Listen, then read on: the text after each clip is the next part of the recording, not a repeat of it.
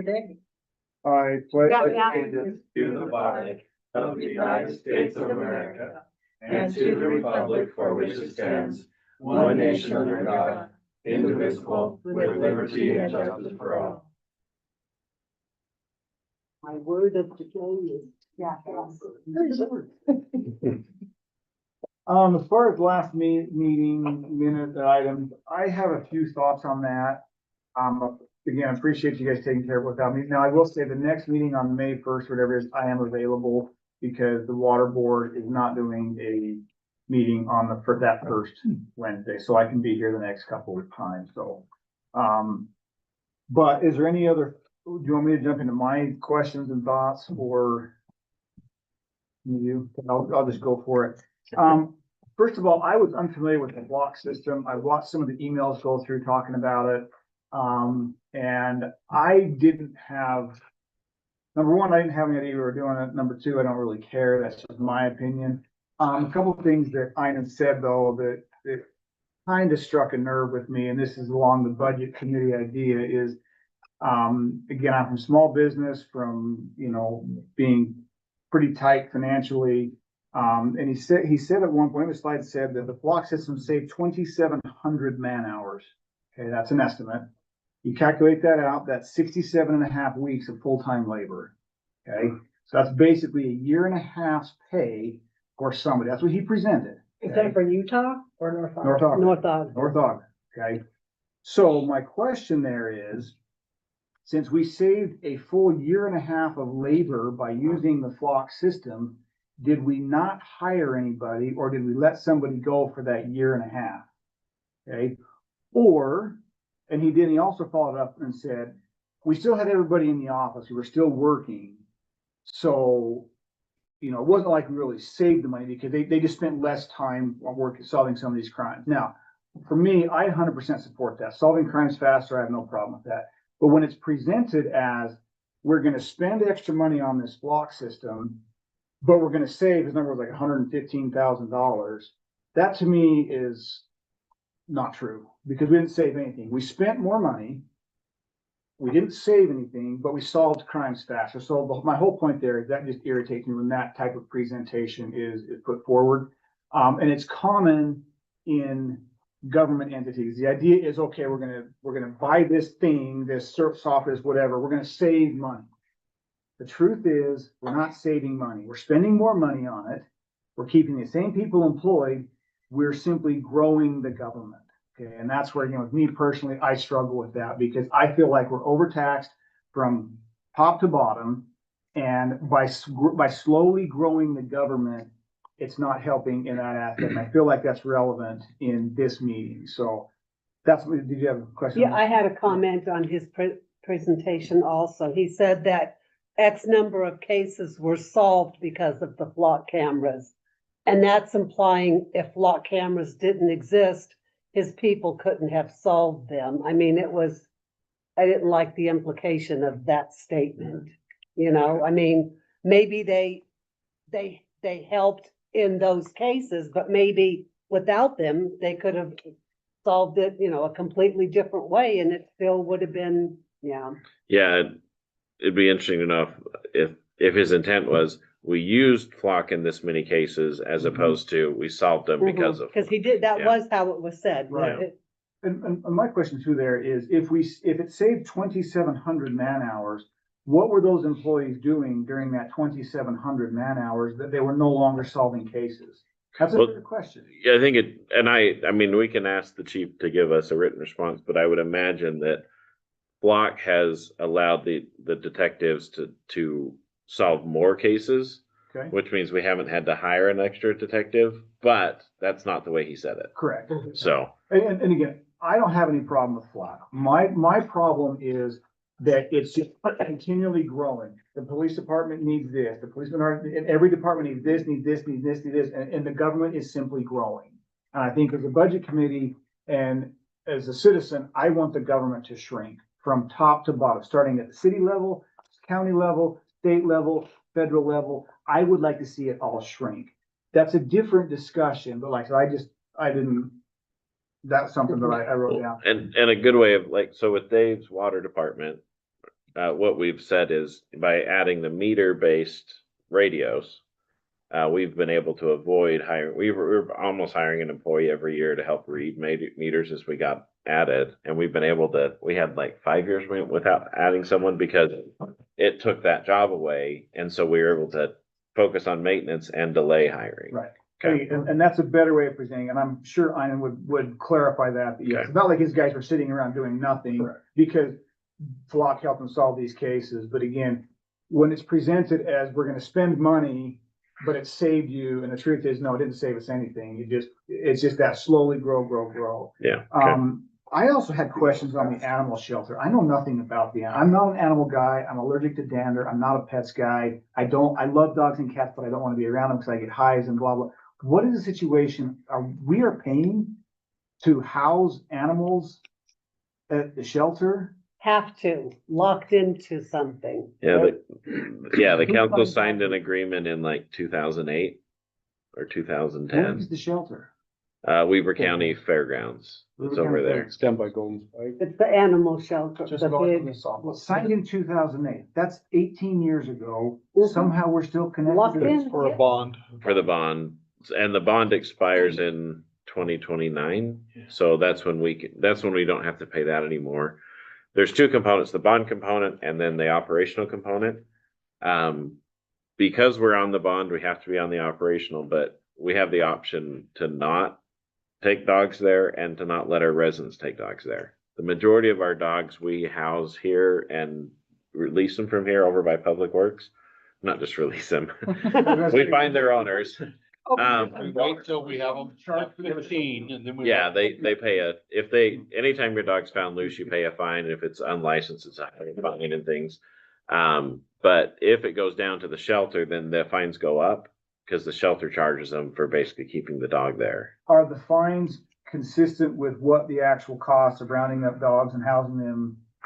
Why not? Guy, I don't want to pay for somebody else's dog to get out and then I gotta help pay to house it. The fees at the shelter are set by Weaver and they don't charge enough because people won't take animals there if they charge them to drop animals off and stuff. So Who would I talk to at Weaver County about again? the sheriff. The sheriff. Well, I know Ryan well. I will call him. And then he gets help from, the county accounting office and stuff, but he's the one in charge. Then didn't you say if people from the city drop animals off, we're charged for that? Yep. Yeah, so if you find a dog on the corner of 2600 and 500 right here, and it's not your dog, you think it's lost, you pick it up and you take it down to the shelter, down at the fairgrounds, that gets charged to North Ogden City. Because But I'm you from found- Pleasant View. We're all from Pleasant View. Let me That's a good idea. I'll play this game. Well, yeah, and that is one of the issues is, because sometimes people say, I live in North Ogden, and they might mean they live in the northern part of Ogden. Yeah, and- So we're gonna actually change the name of the city. I'm just kidding. Yeah, I'm being a non-animal person, that was like, I didn't know anything about that. so. And both the chief and Nate with his assignment there, it has been a talking point for 15 years. We never should have gone into the original agreement the way it was structured and. Phil, were you on council at that time? Do you remember anything about that? I don't know, that you said 2008, I don't know what your time was. 2014. when I joined. Yeah, you might have been one of the first people that was like, why are we doing this? Yes. Okay. So, Do we shelter dogs so could we not somehow advertise that if you find a dog in North Ogden, take it to the Public Works place instead of Weaver County? I know that they have tried to do that, hey, call dispatch and our animal control picks it up, we take it to our shelter, so we don't take it down to the county. So then They try to find home, or that would find save some. whose home it is. for a Did we couple have of a years. choice in whether or not we joined Weaver County Animal Control? we did back then, but we locked ourselves in for the 20 years. And it's a lot of money, based on per dogs. So last year, I think we spent 65 with the bond payment and then the animal housing. Ogden City's bill was 950 grand. So They're more hopped up than we are. And again, my whole point on that is it goes back to the pay for use idea that Mhm. if you're gonna have an animal and you gotta be responsible for it, it's on you. And if it costs $500 to house the dog for a week, that's your bill, not Brian's, because Brian's allergic to them, so. Yeah. But if you don't go pick them up, the city pays for it. A lot of the dogs, nobody owns, they're just, Right. Yeah. nobody wants to have them anymore, they're gonna put their vermin at that point, and so, not that they're vermin, but. They're You know- feral dogs. Yeah, we're moving on the Yeah. senior center, did I? Cruella. Yeah, you can call me Cruella too. On the. That was the wrong senior word. They're gonna make you center, Did I understand correctly, the senior center, we have $70,000 in expenses on They're there, homeless. 15,000 in How about that? revenue, is that correct? Correct. And the 15,000 comes from Pleasant View supporting the operation over there. Again, pay for use idea, I think that needs to be addressed, yeah. No, I thought there was some Weaver County, but that went away, didn't it? No, Weaver County is still contributing half of the salary. Okay. Is And that for under- a limited time? They've extended the agreement for another 2 years, I think. Okay. But under their agreement, for them to get the federal funding that covers this, we can't charge people to go there. We do charge some folks to rent it, if they do parties there. But that's not included in that $15,000. That's in our miscellaneous revenue. So is there a way to get that senior center coming closer to breaking even, or is it another boat anchor? If we rented it out more and charged more when we rented it out, then maybe, but there'd be that economic cost, Supply and friction, supply and demand thing happening. It's like the. Is there a way to keep record of what city the peoples are coming from? So that those cities can be charged? Yeah. Can't charge the city though. Yeah, Right? with the agreement, we can't charge. We tried, and so that was on, this is monthly. Okay, so Jill they do track cities, but because it's a Weaver Human Services, they, Okay, Include so let's say everybody. you donate money. Can we not go to those cities and say, you have this many people that are attending our group? We would really appreciate it if you would donate this much money towards the senior center. we didn't get anywhere with Harrisville. Ogden has, I mean, I agree with you. yeah, I think agree. it's a great thing, and I've used it myself, my mom's used it. I would rather see, and maybe this is not fair because it's more taxing, but I know some of the people that go there, and if they've got to pay $5 every time they go, they can't. Then you've got isolated 75-year-olds. I don't agree with that either, but I guess I feel like maybe some of the other cities, because I understand some come even from the valley, that North Ogden should be a little bit compensated, Box For- over. Box Elder, for providing that opportunity here. no, 100%, this is the line that Mayor Brewer went down the last couple of years, yeah. My thought on all this is I look at it, we've got a pool, we've got money for a bazillion years. We've got a senior center that loses money. We're connected to a dog thing that loses money. The amphitheater, why do some of these other cities not have all this stuff? Are they smarter than us? And do we need to learn from our mistakes and no longer do some of these things? Again, I think it's a fair question for this group. Phil knows where I stand on the pool. We'll discuss that, moving forward. But again, I think it's time for us to learn that all these, boat anchors hanging off our neck, it's time for some of the other cities to shoulder some of that burden and no longer us. And then you've got a group of residents who are so angry that we don't have enough pickleball courts. And they want us to build a community center for the teenagers. So, Well, that's, I think And- that's and- part of the issue from the legislative piece. Is that there are those like yourself who see these as boat anchors. There's another very large segment of the community that sees them as necessary community services. And they're willing to pay the taxes, and they're happy to take your taxes to make it happen, so. That's the rub right there. the things that I don't want to pay for. And I've had this conversation with several people, the same deal, we're on opposite sides of a rec center here in North Ogden, and I tell them, hey, you make a lot of money. Why don't you go buy the land?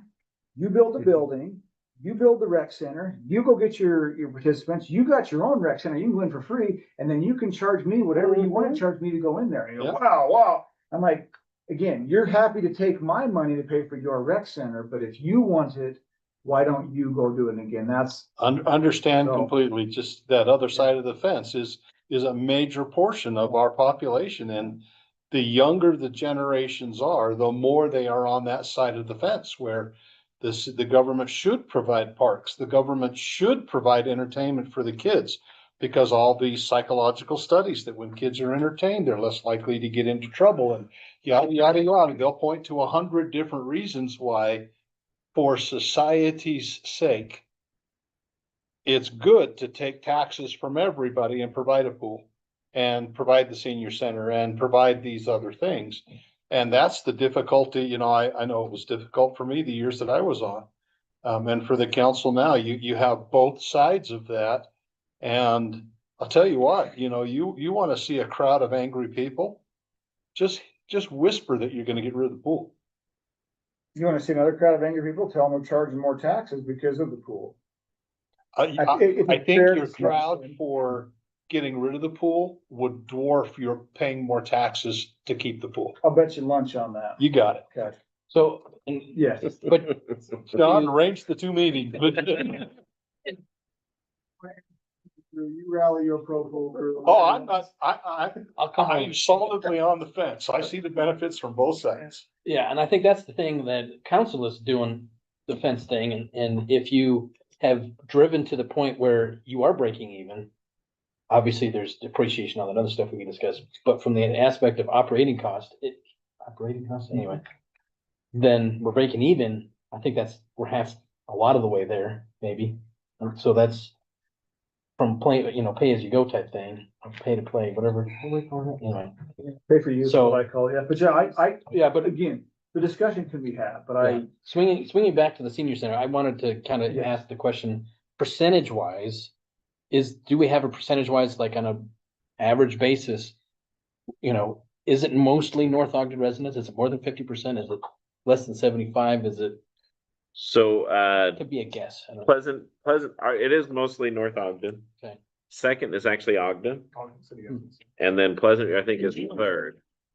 No, but they have a senior center, Yeah. and their senior center is frequented by some folks from North Yeah. Ogden. So the county, as they operate it, track where everybody's going, and every senior center, which is us, Ogden, Riverdale, and Roy. I think Weaver or Washington City got got rid of theirs. Yeah.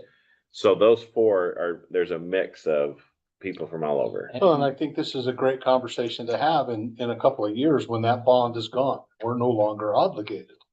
Right? We're out from under that 2008 obligation. Then we can have that conversation that says, okay, what are we gonna do as a city? Are we gonna continue to run a senior center? If we are, then what's it gonna cost? What are we going to charge? Have that philosophical discussion, Brenda, that there are some that if we charge, they can't come. And there's a problem there. How are we going to handle that? Is there some subsidy? How does that? I mean, because you figure when the county is out of it, if we back the county out of it, we now have to pay the full cost of a full-time person to run that thing. Well, we can ask the question, do we really need a full-time person over there? Is that really a necessary thing? County says it is. I don't know that it is. But we have to look at absorbing that entire cost with the benefits and everything else that come along. We have to look at the meals are provided by Weaver Human Services, right? That, And are they free? they are, paid? but Okay. they're free because they're provided by the taxpayers of Weaver County But at they ask large. for donation. Well, Yeah. They ask for a donation. Ultimately, by Weaver the United gets the States of donation? America. Right. Okay. That's where it starts. But that will go away as well. The free lunches will go away. And some of those people may be missing a And meal. there are some people who depend on those meals. So there's a lot to it, but right now with a senior center, at least, we're stuck. Well, the bond is the I mean, the animal shelter. the contract with the senior center that they extended for 2 years. Yeah. I mean, And sorry. I was just gonna say Roy or Riverdale does it on their own. They don't get any county money, and they do charge people to come. 15. Uh, What's it, 15 a month? I can't remember. It was, It might be 15 a month and But then they they- pay for the meal as well. they If emailed us and said, hey, would you like to pay for some of the stuff for people that are coming to our place? I was like, no. Sorry. This conversation is kind of exactly what I've been thinking about is if we start reducing some of the amenities that we have with time, and we simply explain, hey, it's a dollars and cents item, okay? Like, when you just mentioned one city got rid of the senior center with the South Ogden and Washington. Washington Terrace, Okay, do any senior center. of us think less of Washington Terrace because they got rid of their senior center? Well, they didn't get rid of it, the county did. The county, they didn't have a Do choice. any of us think less of them? No. My point is, like, I get this argument if it's a part of our identity to have a pool, to have a senior center, and I just disagree with that. And again, my whole point is, and again, we're on the citizen budget committee, it's dollars and cents, okay? Do we need to pay for all these extra things for people to have? And my take is, no, it's not the city's job to be in the entertainment business. It's not the city's job to be in the dog, babysitting business. It's not the city's business to be in the amphitheater, or in my case, a soccer stadium business. So at some point, it's okay if we just flat out say, look, it's time for somebody else to take on these community amenities and let them take the burden of it financially. And I think people will understand it when we educate. But I could be wrong. That's where we're betting on. That's why you're taking me to Tuscany. I haven't been there. Let's go. Okay. That's the one that's in North Ogden over there in Pleasant View. The winery. We'll say, yeah, first guy. I've never been, but I just thought it was funny when they. Wanna agree with that, because I was at city council when there was this swim group and we were high swim team. And they all wanna come and use the swimming pool, which I understand that. But then how much more limit does that put on our citizens being able to use it? And they're using it, and the city, the pool is not necessarily getting any monetary increase Yeah. from that.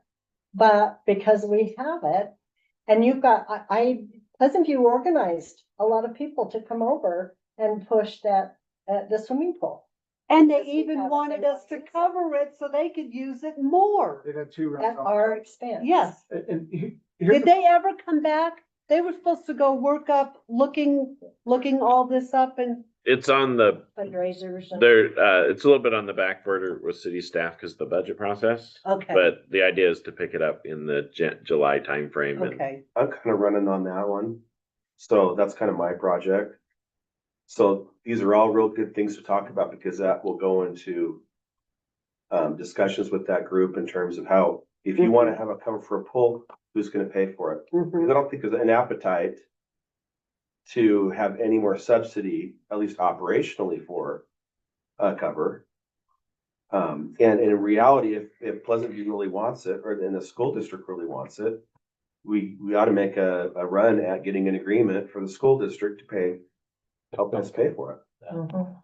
Well, if a group from the school district wants to use the pool and cover it, the largest taxing entity that we get money stuck to Yeah.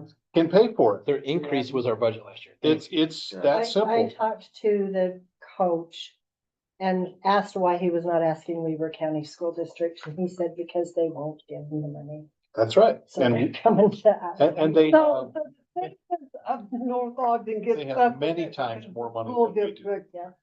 Well, the kicker is the Placer AI, and that's the thing that has an ancillary thing to a lot of the quote services that we're providing. Is that the key thing, and that's what we're trying to do with some of the pillars, is get an identity for North Ogden, because once you start pulling people in for other things, i.e. amphitheater, i.e. the pool, does it benefit North Ogden more? And that's the thing that we're trying to figure out. And in some cases, the answer is yes, but is there a figure that we can put against it? Probably not, Maverick sells a lot of soda, does that make up the difference? Correct, that's what I'm trying to talk about. Or does it, Yeah. all the pizza and all the other stuff, but Right. If we had a Walmart in our city limits, maybe it would, Well, this is kind of. but they're going down. to The cities that are Yeah. getting more tax revenue because they have more retail, let's shift some of these amenities over to them. well, it's not necessarily retail, it's also commercial, period.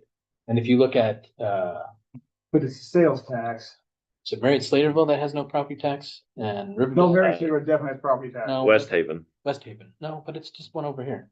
The far west, somebody doesn't have property taxes just over here. And- West Haven doesn't have property tax. I know, but regardless, I think that the point is that the more commercial you have, period, not necessarily retail, gets you a lot more because all the land is developed at much higher value, even if it's flat swampland.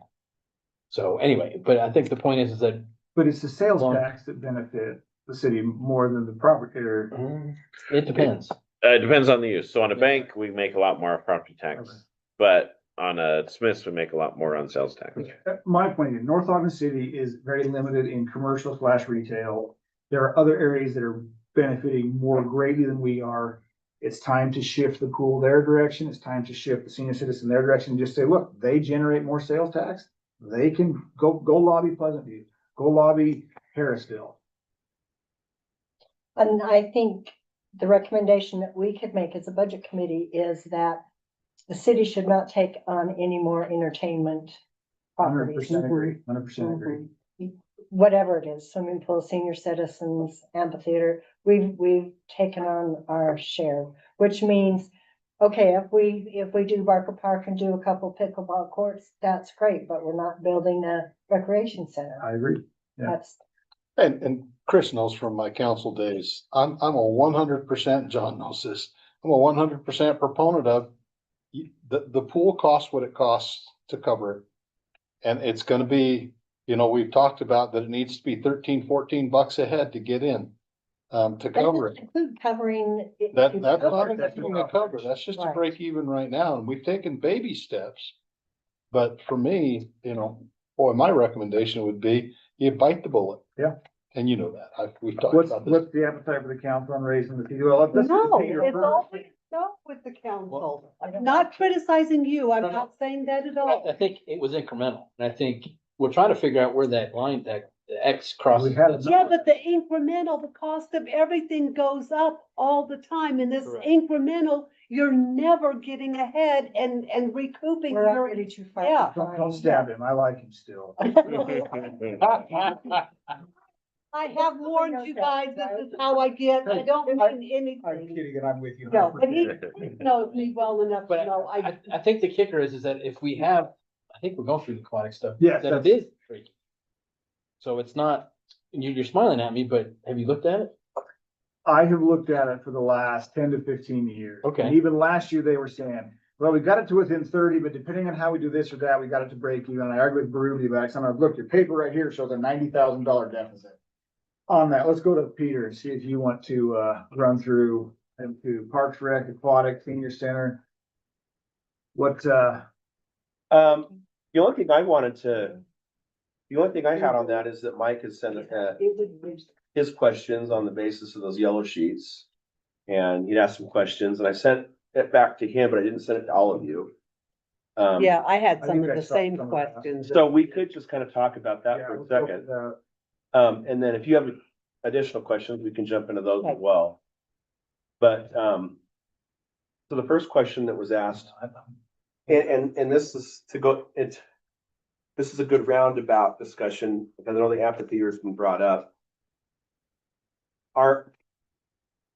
It got built, so we're trying to use it to It's help the amphitheater or the pool. the amphitheater. Amphitheater. I know that there's a backstory to that, but we are starting to use it for different types of community events. So in terms of, the attempt was, let's move all of the expenses operationally, and this includes maintenance.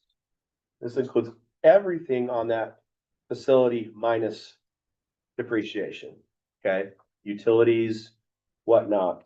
We've pulled it over into a new department. And all of the programs and all of the things we want to run in it, that's in this budget, we are programming to pay for out of the fees that people pay to go see the shows. So at least from that angle, we're not going to be burdening the city taxpayers for the shows that we're operating there. And for the maintenance and the upkeep and and even the AV and stuff that's in there, that's kind of a quasi fixed, we're covering that too. So because number I wrote down was the amphitheater rental is $30,000. That's what the estimated revenue is. Well, there's two pieces to it. Okay, One is the ticket sales. okay, So when we sell to the, sorry, my voice. When we sell to the shows, we're gonna be charging a cost on that. But then we have other venue just renting it out to various different groups, Private use. private groups. Say somebody wants to do a wedding there, sure. the wedding, is that? They do that. So those two different pieces together is $30,000. What's it been historically? I want to say one of the number I heard was like 12,000 it was It's generating. been smaller. Okay, so you're estimating 30,000 in revenue this year on the. Yeah, and that's based upon, we had a fairly good uptick Okay. last year and we're seeing more use of the And facility. you think the maintenance on that facility is gonna be under 30 grand? Yes. If I understand what you just said correctly, so it's essentially gonna be breaking even 21.7. minus the cost. In fact, it's not even break even. We're 21. kind of forecasting A profit. a profit, so to speak. Now with Now, this is the the first- government This stuff, is can the you do first that? year. Sure. You can show. Yeah, it's an operational cost. Yeah, Or it's an operational fund department. We can say the department, it's because there's really no revenue. I don't have the revenue locked off. It's just above the line in our general fund where we collect the revenue. And so for narrative purposes, it's going to pay for itself. We're just, all the government cares about is if we say we're gonna spend 21.7, we don't go over 21.7. That's what the state auditor cares about. That's what our financial auditors care about. But your revenue can. But exceed we that. and you care that we're also collecting that revenue line to also pay for those costs. And we're gonna watch that. So, But So- will the government let you collect more than what it costs? On these 'Cause things, last yes, year- it's only fees. Oh, okay. It's Yeah. a fee for a service, we have to break even. Like water, sewer, those things. What was the revenue for last year? Because with all the money you took in for the shows, I think it was weren't like, they, it was like 20 paid back? it was like part of what you 24. Took in, I wanna say it was around between 20 and and 24. that's already Strictly taking income away for what you North paid London. back to them? That was the revenue. Okay. What we gave, like, so Broadway on the side, our partnership was, we split the profits. So that So- one we didn't pay, but that, 24 is your half of the profit. it includes the $6,000 that came from them. Yeah. Plus our other Okay. rentals and all. of that. Okay, And Bye Bye Birdie, Mhm. was different. We kept everything over the costs. Plus okay. all the donations, so like Fire West gave them some money and some other folks, and so that all goes into that. Okay. So at some point, you could look at this budget and go, there may be an opportunity for us not only to pay operationally, but also see a bump that helps pay for eventual capital replacement. I couldn't tell you what the depreciation is off the top of my head. My guess is probably a lot, probably around 50,000 or so a year. It's a 40. I'm not even gonna make a guess, because I have no idea what an amphitheater costs to build. But maybe you remember what the, We're just under 3 million with $1 million coming from the city and so divide that by Let me- 40 let me- years, Let me jump in here, okay? you know? You got a $3 or $4 million building that's gonna net you potentially $8,000 or $9,000. As a real estate investor guy, that is a horrible return. Point. The city should not be in the amphitheater to rent out business. Now. But you got the building. I know. yeah. I know. Now, my question to Peter is, I wanna follow up year over year on this to see if this amphitheater is actually breaking even on the cost, okay? I've been anti-amphitheater since the day it came. I still stay there, okay? I'm curious to see if the expenses are more than the revenues, and if they are, I have been pay the 200,000 demolition and dump fees and get out of that business. Okay, that's where I stand. Now, I've had that discussion with people, don't agree with that, but again, a $3 million project that's bringing in $9,000 net, bad investment. Go ahead. Well, I'm just curious, if we're expecting a $30,000 income this year. But every time something happens over there, doesn't there have to be employees there? I mean, in some facet, like, what do you, like, Well, like, I don't know, turning on lights, unlocking doors, making sure it's closed Yeah. up afterwards. What she's saying is labor's not included in Yeah, this 30 grand. thank And if you. we're gonna have $50,000 in labor, we're not even making 9, we're still net Not negative. making- And that goes back to my opinion, what I just said, that we shouldn't be in that business to begin with. And if we're actually losing 50 or 100 grand a year in labor, the discussion of demolition and dump fees may need to be put on the table. So for city. Yes. For city events, it's it's not covered, right? So we're doing one thing in the next fiscal year, which is the Matilda play, which is what most of this budget is for. All of the private events, they pay as part of their rental to help cover the cost of salary or those. the employee? The employee. Okay, so they do pay off, okay. Yeah. So if the door's up, they have to pay to have somebody there. On your $200,000 dump and tear down fee, remember that you're gonna have to repay 2 million in ramp fees, in ramp grants. Ramp's not gonna let us walk away from the 2 million that they gave us for that. So you've got about 2.5 million in costs. So this is the problem, it's all after the fact. All of this should have been considered and planned and done before it was even there. Bill and I are on opposite. That's my opinion. That's sorry. okay. Back to the list though, I just want to, I just want you to know that you're correct. It's not paying for itself. It would take $75,000 extra a year just to pay for the depreciation. So just on that alone, you're correct. Our attempt at this point in 2026, going into 2027, is to help it do better at paying for itself. Yes, I get it. And chip into the cost of that chip into the cost of that facility. This goes back to where I consider the amphitheater boat anchor, North Ogden should get away from boat anchors. So again, this is to the council, let's not add any more entertainment type, infrastructure. But do you want to answer his questions? Cause Yes. yeah. I And the other question, that was kind of his final, like, what is the department overall? Mhm. So that sort of, the marketing, you had a question about the marketing. Yeah. We're not paying for a marketer per se. I think that's just for the advertisement of the plays. Like the Facebook promotion, Facebook buy your promotion, tickets, things like that. The We geo. don't generate it in-house. Well, we create the advertisement, but then we pay Facebook to push it to individuals on social media. So it's like we're paying for screen time on a TV. Yeah, there is some advertising cost there. Yeah. What about the woman that does the calendaring for it and stuff? She's the one who'll likely create the advertisements. Yes, but her pay, I guess, is what I'm asking. So she's being paid out of our HR department because she's our payroll accountant. So It's this not is, being factored in. But part Correct. of her responsibility is Yeah. scheduling the amphitheater. Your point is there's labor going in, this $30,000, the cost is probably more than $30,000. I'm 100% on board. There's lots of other details there. And one more question.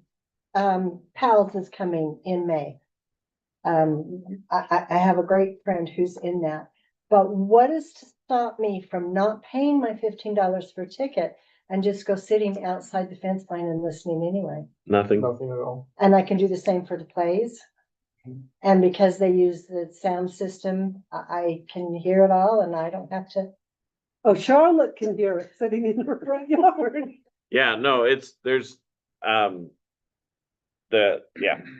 anyone can go up there and it's really just the honesty of, pay to participate, but people can technically, do that there. Well, I won't advertise it, but that's just a thought I Well, have. and there are people that do it at a lot of the amphitheaters in the state, right? They go sit outside and Yeah. listen to the music. They can't see Like it, baseball but, games. We have done that for the band in there. They don't And- charge, but we just go sit on the grass and the final question that was asked was about stipends. Mhm.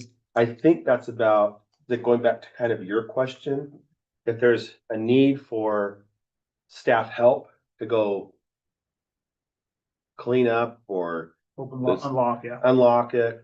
it's actually, this is for like the director, the music and the dance folks. So It's not our people. it's paying essentially students from the U in the theater teaching program to come up and put the show on. So they're getting compensated for their time they're Are putting we in. paying them or is the show paying them? The show will pay. In theory, the ticket sales should cover the $5,000. But if we don't have enough ticket sales, We're still. do they stop at, say we get 3,500, do they stop at 3,500 or do we make up the difference? So our commitment to them will be that we'll pay them like, I think, so like 1,000 for the music person, 2,000 for the director. We'll pay them the full amount. The only nice thing we have as far as a history on our shows is every show that we've done has brought in more than $20,000 in ticket sales. So, but it's never a guarantee. See, and this is the flaw and the issue I have. In small business, I take a risk, I get the gain. In this situation, the city is taking the risk and there is there's potential for loss. I don't like that. I don't think municipalities, government should be in that type of business. And that's where I'm at. So, Sandy, a question? Yeah, so the HR lady that's part-time, does she replace the special events coordinator that used to be? I mean, that special Is events that- coordinator their position has been absorbed across a bunch of different Okay, departments. so that's no longer Yeah, there's not that position. okay, that's, Like Dave is kind of the half of the Cherry Days part of that job now, and Ryan Santoro's the other half. and- okay. Yay! One more hat for you to wear, right? Questions on the amphitheater, I want to move on to the aquatic center. Yeah, the next one is aquatic. Chris and I are debating on breaking or whatever. and I'd like- Debating, there's no debating. I'd like to see this. I have wines, right? I'd love to see these lines. So, Yeah, let's go to aquatics. Do you want me to answer? Mike had some questions I can kind of go through real fast. There was a line on there for $1,000. It was just kind of an untitled for subscriptions. I got to talk to Justin this afternoon. That's for the Utah Recreation and Parks Association fee. We just didn't have the title for it. So I put that in there. Okay. Utilities, no, they haven't been broken out. So that's all utilities, power, water, sewer. Yeah, and we, before we get this solidified, I need to break those out. And because that's a large amount and I need to have a better grasp on what components are going into that. Which one? Utilities. Utilities. Okay, Oh, there we go. down low. Well- So go back to the detail sheet first. Let's run through that real quick. So the kicker on that is that the variable pump should reduce that, Correct. right? Yeah. We sort of talked about that. We've decreased. Yeah, that's what I was looking at. Yeah. Yeah, we actually, where's it down there? Right. Yeah, so we kind of factored that in when we talked about it. Okay, yeah. If you saw this year's budget's 85. So the reason I got to look at it closer is because I want to make sure I'm right on that drop. Are you gonna be on budget or over budget this year? We'll be on, well, the way that the pool budget works, Year over year. you gotta always think about this. Half of the pool budget's already done for 26. We're gonna pick up the last part of it here in May and June. Yep. This is gonna jump in July going forward. And, we don't anticipate being Yeah, cause it under straddles. budget. Yeah, This particular one straddles it. yeah. So you're saying that this year our revenues are going to equal our expenditures on the pool, not including the cost of the pool, just the operation stuff? Well, they were last year too, but in order to make that case, I had to take, because it makes sense for the council, we had to take, instead of having it be split like this, where you're looking at two sides of a summer, I went and took both sides of 2025, put them together, looked at the costs from that holistic viewpoint. And from that viewpoint, we were slightly ahead on the operational Okay. costs. That's the first time I've heard that, but like I said, last year sitting in this room, Ruby and I argued back and forth, because his paperwork was showing -90, he said we got it down to break even or -30, and I'm like, again, so this is good to hear that you're saying that. Well, part of the problem we have is an accounting issue. We will take, we will collect revenues for one year that actually go into the next year, and so there's a lot of weird. Yeah. Accounting mumbo jumbo, Is there a way of solving that problem? No. Why not? accounting rules. I tried to look at it. What I would like to do, if it was my world, Whose rules? the, Yeah. gap rules. Yeah. GFOA rules, these are the accounting. Those accounting rules. What I would like to do in my world was so next month, we're gonna start the pool up. I'd like to take all the costs and all the revenues in May and June and defer it and push it on to next year. That's how I'd like to do it. And in some ways, we can do that. So for example, all the season passes we're selling, we're gonna defer that to 2027. Because the revenue. yeah, because if you're buying a season pass, it's not fully executed until August. And so we're gonna push that off. That's gonna screw up 27 though, if you're pushing the revenue. Yeah, up. but it's more accurate. This is 26, how's it more accurate? When you're buying a season pass, For it goes, 26, but the Yeah, season 1 doesn't July. end until 2020, the fiscal year 2027. Are you, Starts July 1. are you talking of moving all the money or a portion of the money? I- So that, yeah, Okay. that was the nuance.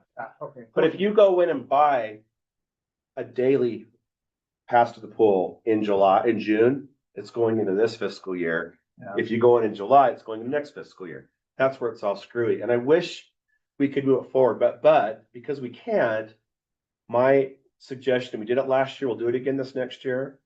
In the fall, I'll do a supplemental report that puts both sides of the year together. Perfect. So you can see the full year picture. Perfect. Chris, what are your numbers showing? You said you are showing. The audit report says a positive 10. Positive 10,000 Yeah. on what was the budget, 7 or 600,000? 613 and 613, is what we budgeted for both revenue and Yeah. So that is, expenses, and they hit 555 for expenditures and 566 for revenue. okay, so that is a good idea that we're really close to break even, but if we, in business, if you're planning on a $10,000 profit on a $600,000 budget, that's too skinny. Yeah, this is a private operation. I understand, but so again, you pump blink and there's your 10 grand. My point is simply, let's get that pool. And I've said for you, get the cost to where it needs to be for day use, get it to break even on operations cost. And in my opinion is, we live the life of the pool for the next however many years, and then we let some other city take on the beauty of a pool boat anchor, $10-20 million. Yeah, Phil. So Help me understand the 70,000 in garbage. that's all Yeah. inclusive utilities. That's all you tell me. Oh, okay. Like I was saying, That going. I gotta break that out. How much trash are we But- generating Your down shovels there? for the birds down there, that's what all that's going to. Is that what it is? Shovel- We I do gotta- spend more money in trash there than almost anywhere else in the city. Oh, I'm sure we do, but I'm thinking. Yeah, no, that- 70. Yeah. That's good Plus catch, the Bill. gas bill's probably half of that. And we are looking at a gas broker that might be able to get our gas prices down. We're trying to do that. Okay, that was the only thing that caught me off, was just. Okay, the next question down, Mike, you'd asked about the chemicals. Yeah. Those are only used when we're operating and a little bit before and a little bit after. Because once the pool shut down, So we burn roughly 850 a day in chemicals. So we buy 1,000 gallons of chlorine a week at about $4.50 a gallon. So it's $4,500 a week in chlorine. Justin has found a new vendor that can save us about $700 a week on chlorine. And that's just Being in the pool. Chemical business.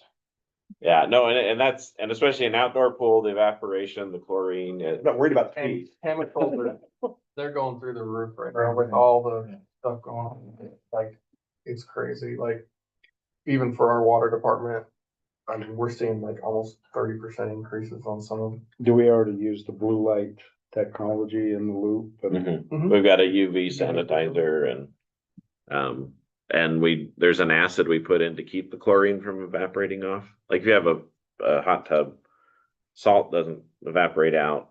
Bromine evaporates less and chlorine evaporates the most, but we have to use chlorine for state standards. Okay. or I guess it's county health standards is what it is. Health Is department. it the same chlorine you put in the water system, Uh, or is it different? no, it's different. So theirs is granular. We use gas chlorine. in our Okay. water system. Your next question was about department supplies being 7,500. I asked Justin about that. He says it's mostly life jackets for public swim.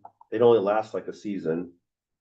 And then deck side equipment. So he's talking about ropes, anything, any of the accoutrements that you have to have for the pool. I wasn't completely satisfied, so I'm gonna go back and There's umbrella. do through that a little bit just to make sure I There's a lot of understand Stuff for that. what that is, so it's more transparent to you guys. Yeah, cause when you look at the breakout, it's just department supplies 7,500, and then you've got the breakout of what you just said. Well, no, that's underneath on it. top of, I asked you about that. Yeah, The lifeguard equipment's different than the public swim. The public swim life jackets. I asked him about that. Why It's do a we have different, public swim life jackets? I don't know. That's what he told me, so. I thought the same thing. Doesn't they provide your own jacket? I mean, you have to provide your own swim diapers. I'll see, it might be a That seems odd that if you can't swim, you come to the pool and we provide the And we life give jacket. you a life jacket. Like, if you can't swim, bring your own life jacket. Or you pay to rent this life jacket. we can see if there's a legal or insurance reason why we're doing that. Yeah, we're- To rent the life jackets. But They are not. we're gonna chew into that a little bit more. There might be some savings in there. You need to sort of like dig down just a little bit more on that one. Right. That it's. Um, Some safety law. Your next one down was about the retail sales. All of those items, With ramping. so we also have, he's got a $3,000 in there. mhm. We actually sell those. So that's just a cost of goods sold there. So we recover all. of Yeah, it. we recover all of the costs on that. And some of it, we've gotten some like swim diapers for free from Procter and Gamble. And so we are selling them for $1 a piece and they didn't cost us anything. I have a question. There was talk a while back about them having their own snack bar. Instead of having, So they weren't quite ready this year with the Uh-huh. RFP is on. that still up in the thought process? I think long-term, right, John? They're still kind of thinking through. I know I've said this before. I have kind of a personal interest in the pool because I spent 15 years as a camp director. Mhm. So, I look at things with a little bit of a different eye. And so I walk into that where they do the concessions and immediately I can say, if you have these products, this piece of equipment, these staff people, you might be able to do more concessionary sales in this space. But, so. And Justin and I've talked about it. He's interested in it, but he's got so much going on. We just renewed the bid. Pizza Man. Yeah, the Pizza Man guy coming, and that's a great product, right? But we might be able to we may be able to do both, who knows? So there's some definite areas where we can maybe take a look at improving that.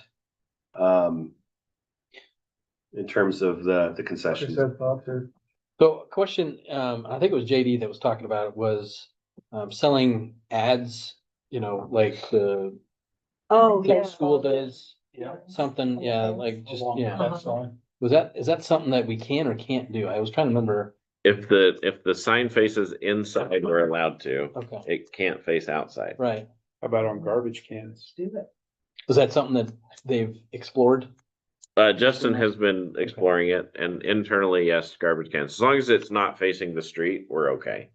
Because then it turns into our sign code. Yeah. Hey, county. Sign code like the signs who was talking about that last night? That one corner went from 6 to 10 signs in one Did afternoon. anybody look today? It's the amount of square footage of commercial signage that's allowed in an area. And we would, if, one of those would eat up all of it. So if you had 20, it would Okay, chew through the city signs codes have been in. Uh-huh. it. When you see Scott, tell him he needs to rewrite them. He'll get the joke. It's pretty in mind. She was talking. Oh, okay. My final point here was on credit card fees. Yeah. We have lowered those on the basis of our new point of sale. So our new point of sale essentially charges like 3% on when you use a credit card to pay for your pool. So you are recovering. Yeah, I mean, we charge it out on the budget. And I'm not trying to think about how we definitely charge the customer, but it's our way of tracking how much we're paying in terms of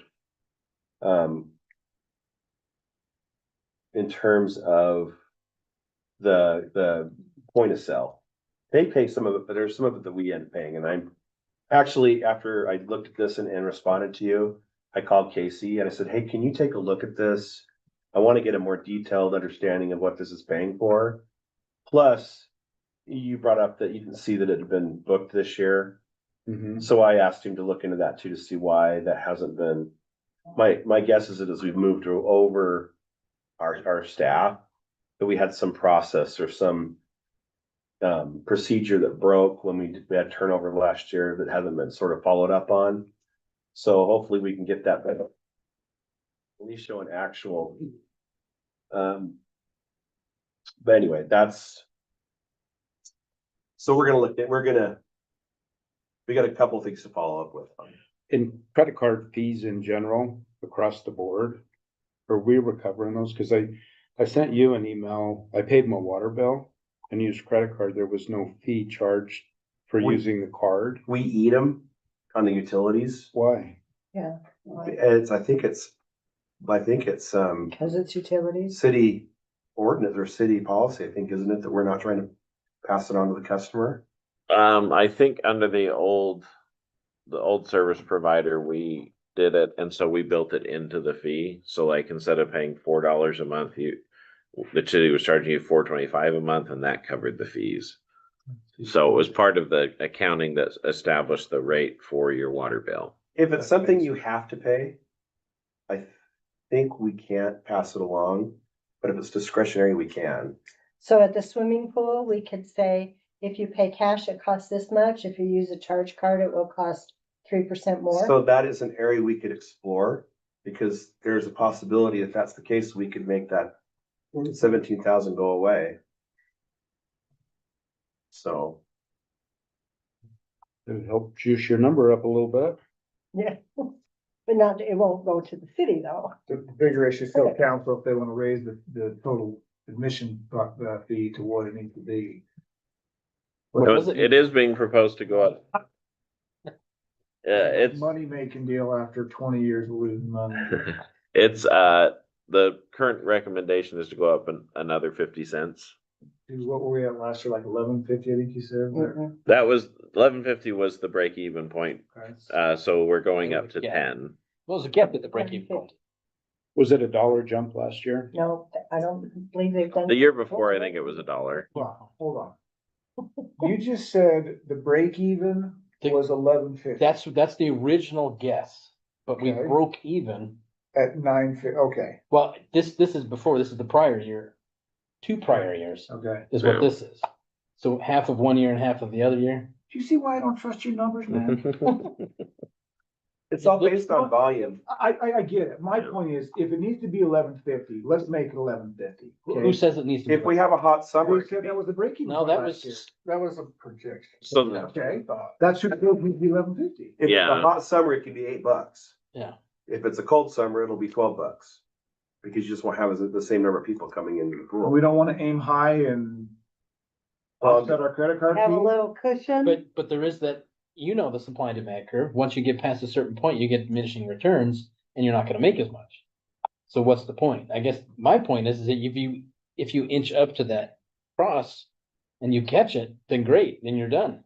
Why push it $4 to find something that now you just lost $100,000. We're already losing 100. Don't we have No, we're not. competitors, Chris? Like if you can't go to the pool here, you can go to Ogden or. Yeah, but I guess, Brigham City, yeah, Brigham City's But not the- any cheaper, but Lauren Farr is only like $3 or $4.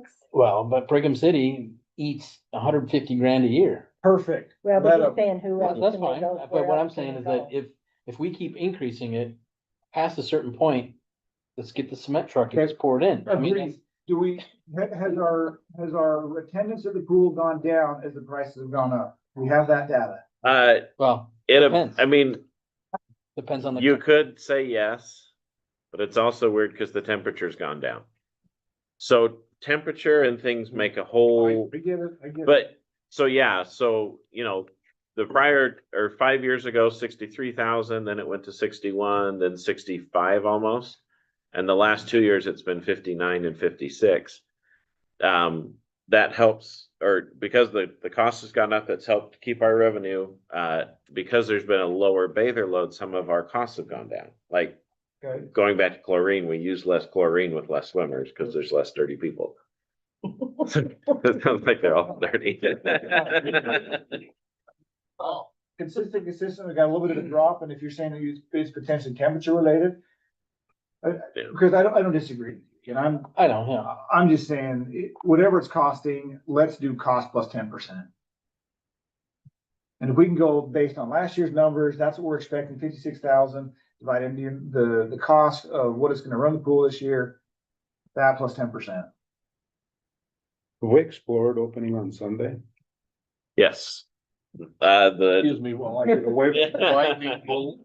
So the general, I'm crashing down the hill. the recommendation from the individual running the pool, Justin, is that he would not be able to find enough kids to work if they potentially had to work on Sunday because their parents wouldn't let them.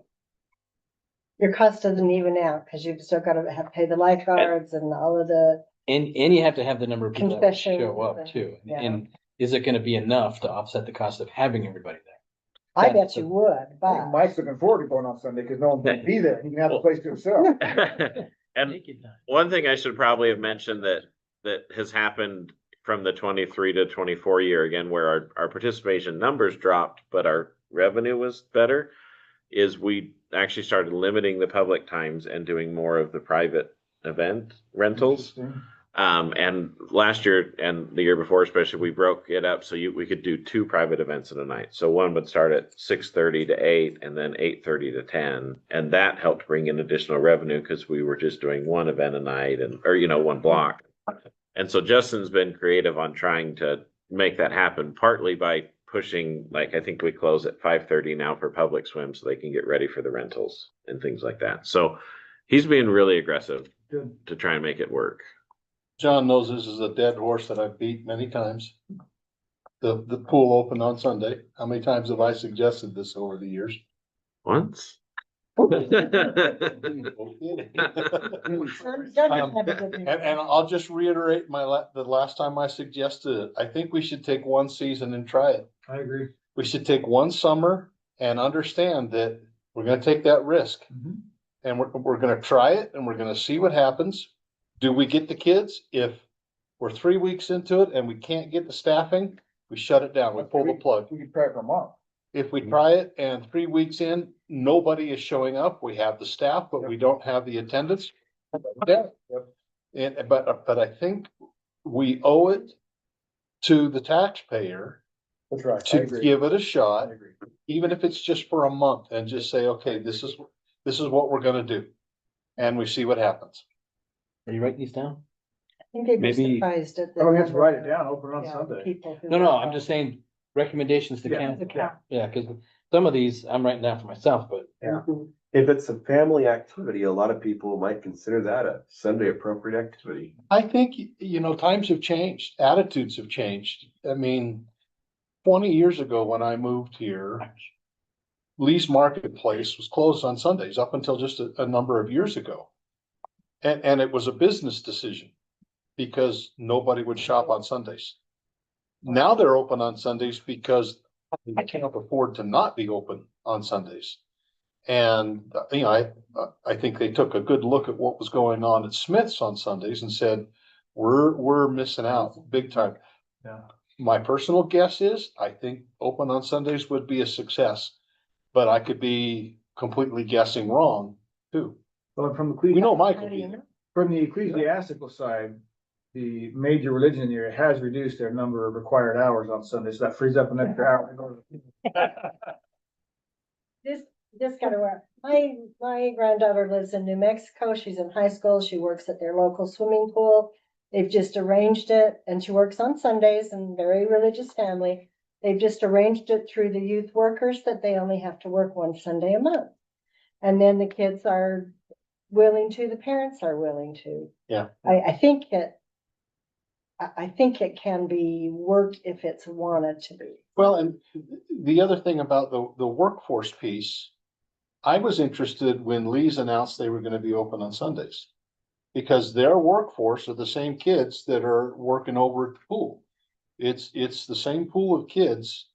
And I was interested to see, are they gonna lose all their kids? Because the parents are saying you can't work Sundays. Didn't happen. Same with Smiths. I mean, you look at the kids and the baggers that are running around there, they're all local kids. They didn't, Smiths is open, it's not happening there. I just don't know that, I don't know. That's the big thing, but I think it's worth the risk to try. Can I, We'll make that suggestion. can I ask one final question? Part of my concern at this point with the swimming pool is we had it for 20 years, and because we have the RDA, we put a huge amount of money into it.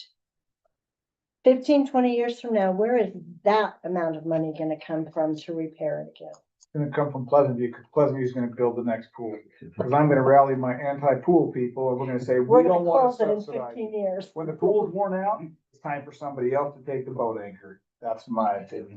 You were here long enough, you know where the old pool was. I remember that old pool. Well, so Welcome to our, did my kids every technically, day. it was a pool, remember this time? My concern is we went from that to where we are now with a vote that the residents said, no, we do not want to do a pool. But the city did the pool anyway. Was it a ballot? What's gonna happen 15, 20 The years from now? residents We voted need down. another 3 million. A Bond. Bond. general obligation bond, Oh, okay, and then the city came in and did a revenue bond, which does not Oh. require a vote. correct. Back in like 2002, That well, Goes back to 2000. Before I- Councilman. So that makes where they sense. stand. But if you're, a revenue bond would, in 20 years, Well, too, it was. you couldn't really do a revenue bond because your revenue's just covering your operational costs. It's not covering the. It, Well, it was a sales tax revenue bond, meaning it was Oh. pledged against sales tax. Gotcha, okay. Okay, Not against fees. So you're going through the hiring process now, right? one more Maybe question. you start asking that question if they're open to working on Sunday once a month. As you I think go this would be a through good thing to have the council, yeah, we can ask them, but, you know, have the council weigh in on it, on what they want to do. Yeah. One more question on that. Do we have any idea of the life of the pool? We're 20-ish years in. Do we have another 5, 10, 15? We think the liner is probably 15 years, Okay, the new one. we'll be having this conversation for 15 more years. I have no more questions on the pool if you want to move to the next one. Yeah, I'm good to move on. Any other questions on the pool? Recreation numbers. I've got questions on the recreation What numbers. should we do? I've got parks, recreation. Did anybody have questions on Cherry Days? I sent that out just sort of as a, You don't show any donations on the income side? it's in there. It's just probably under one of the other lines.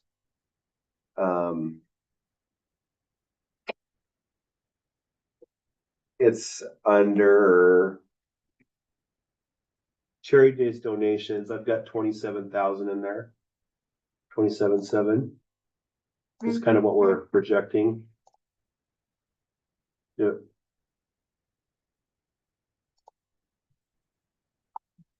Oh, that's my mistake.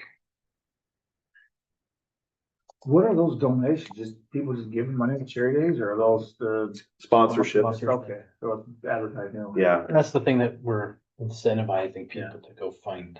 Okay. But I think what my comment though, too, we've dropped all the way down to 17,000. 24 actual was 42. Is it So, eroded that bad? so yeah, our event in 24, we had a full week with 2-day carnival, and we spent Committee. $140,000. So that last year we spent just around 50, like 55. We ended up blowing the budget on the expense side too, so. Okay. And this year, we're on track to, probably at least double that 17 to 34, or maybe even more. And the more we can do that way, the less we have to take from the general fund to pay for the rest. Yeah. Bigger the fireworks. Yeah. And Bit of a then, competition Well, they better between, be on the fourth.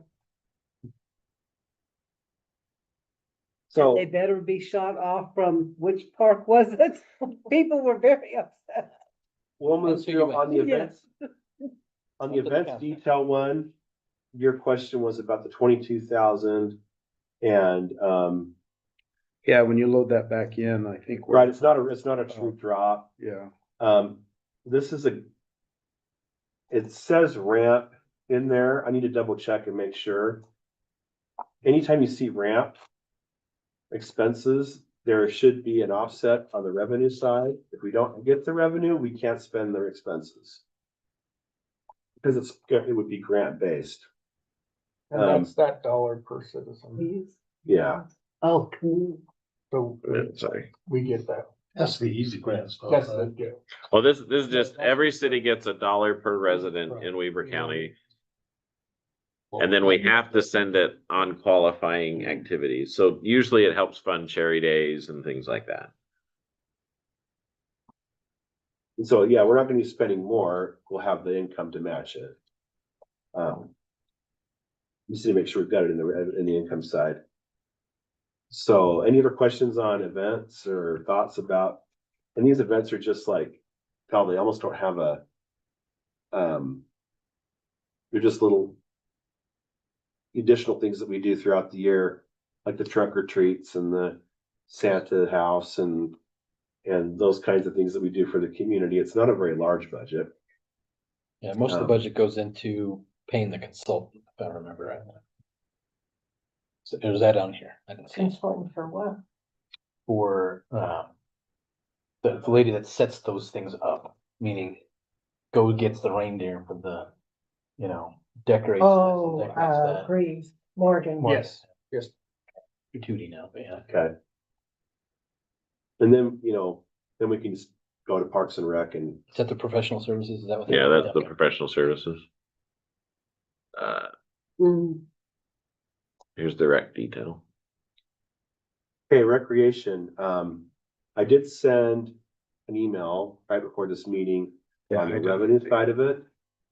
I sent it to Brian. Yeah. And I copied everybody else. But the number one question was, well, what's the revenue match to this? And we're at 70,000 for our recreation fees. And what you'll see there is that pretty much covers the expenses of the stuff. But what it doesn't cover is the salaries of the personnel running the stuff. How much is that? Depends. Ballpark-ish. 80 to 100. You got one person. One So- person or? One person. Well, and then like there's some part-timers that help with like, Yeah, the coaches, no, the coaches are in here, I think. yeah, the coaches and the refs are in here, but there's some part-time, kids. that help. 150. Well, that's why I think the full-time is 80 and then the part-timers bring it up to 100. 80 sounds awfully low for a full-time rec director. It's really heavily dependent on benefits package, and they don't take a big benefits package. Okay. So again, I'm looking at that, if the fees are off, if the recreation revenue fees are 70 and they're offsetting the stuff, but not the labor, we're still, for an easy number, we say 100 grand, which sounds a little low. We're still 100 grand negative in the recreation department. And looking at these numbers and the comments, baseball overall is taking a downward trend. Softball, same as baseball. T-ball, same trend. Kickball, same. Co-ed baseball, consistent program, popular. Looking at the numbers, it does seem some are stable, some are going down. I think the bigger question is, similar to other entertainment aspects of the city, do we need to be subsidizing the recreation program as interest goes downhill? It's not so much, well, interest is part of it, but you're seeing the similar numbers of enrollment in public schools too. And part of it's demographics. Used to have 6 kids a family, now we have 3. Regardless, Yeah. there's less kids interested in city recreation stuff. Correct. Yeah, Chris. No, okay, keep going. I was saying, if there's less interest, regardless of the reason, at what point does the city say, hey, we're no longer in the recreation business? And there's no answer to that, but Well, it's something I that think, can be I think there discussed. is an answer because there's no soccer on here for a reason. And there's no major, I mean, some of the football stuff, but a lot of the football stuff is outside. And I think that's the one thing that needs to be taken away is that we're filling the holes of people that in basketball goes through the roof. And the only reason we don't have more is because we're gym limited. And so, I think when it comes right to that, I love this, by the way. This is probably the best chart I've ever seen in a long Becca time. did a good job. Yeah, so I think the biggest thing, like you said, is that if you start going down, but does that really affect your overall cost structure either way? You're gonna spend less time on it, so there's less amount going towards it, if I'm making sense. So if you're covering your costs no matter what, not counting the person doing it. Then we're not At what covering point- all. That's- Well, that's- true, but we're- my point is that if you have that person, you either have them there or you don't. So to cover that person's cost, you have to quadruple everything and then zero out everybody and nobody. I get your point that we all of a sudden just have zero rec, but at the same time, not everybody plays soccer, not everybody plays football. So if you try to say, well, we just need somebody to take the basketball reins and go do it. Yeah, this is the one that I will probably dig my heels into and say, no, we need a rec program. I mean, if we cover the cost of everything, that's great. If we don't cover the staff costs, I'm okay with that. Yeah, and that's where we just disagree, and that's okay. Yeah. It's okay no, to disagree, it's not. but that's my point, as a citizen budget committee, we're looking for You ways for have the city to save money.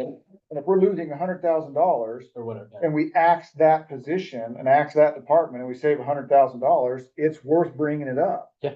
And when you start bringing up some of these other losing ventures, you start axing some of these ventures, it reduces the workload overall on city staff and it saves the city money. Yeah. That's what our job is. Correct. What is that position? Because I Rec thought we didn't have a rec director. I thought, It's a recreation coordinator. The park. okay. Yeah. I need the Rex to stay around for a couple more years. I'm raising a grandson. And I again, need just the like my baseball friend- and football. just like my friend needs the rec center. I got you. There's other ways that you can provide recreation activities for your people, just like I can provide other recreation. And honestly, activities for I my think people. as some of these things are going down, we have left some of the city things because we get better, yeah. Training, whatever, yeah, support, we right. get more games, we get, we left the city this year for baseball Mhm. because we got an opportunity to do a much better baseball. Same deal. I played AYSO growing up.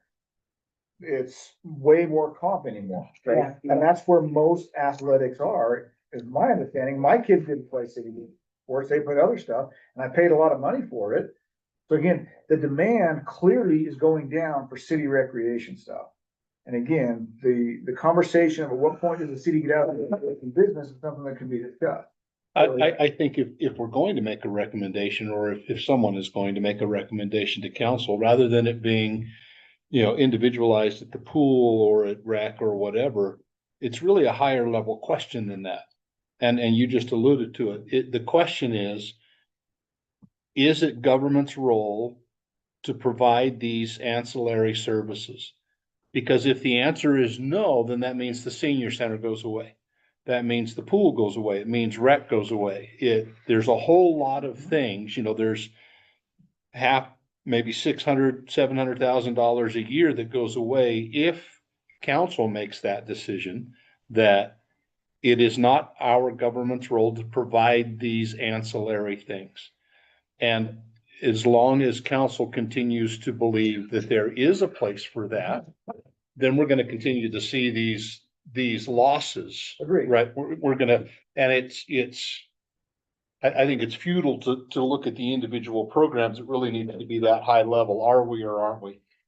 And I agree with you, and I think that would be, I think it's an appropriate recommendation to council is you know, we'd have to take a vote and Yep. you say who's for it and who's against it or whatever, but But I don't think the entire, I'm calling it entertainment right. industry that the city is in. I don't think it all has to be axed at the same time. And Okay? they would never But if do we that. start saying, okay, look, we're gonna keep the pool for another 15 years because the life is there, okay, that's one. But if we're losing money at the amphitheater, we're losing money at rec, we're losing money at this and that, we can shave off some of those. And again, I asked John last year, if he didn't have to deal with the pool, how much would that reduce his workload? And he said, a lot, okay? Again, He's our best lifeguard. it reduces workload for the city employees for the things that are, in my opinion, more important, that are not in the entertainment area. Doesn't mean we agree on that, and I acknowledge that, because people with little kids, I get it. But I've said for a long time, municipalities shouldn't be in the entertainment industry. And so, Well, and one thing the way I kind of look at it is I look at the essential services are tied to the guaranteed revenues. So when this isn't the way it has to be done, but like public safety is paid for by property tax, because we know we're getting property tax. And then when you're talking the sales tax dollars, which is this flexible blob of money, it now gets divvied out to these things, and sometimes there's stuff we don't need. And to the point, if we don't have them, then those sales tax dollars can help offset the public safety costs, which means that property tax doesn't have to be increased.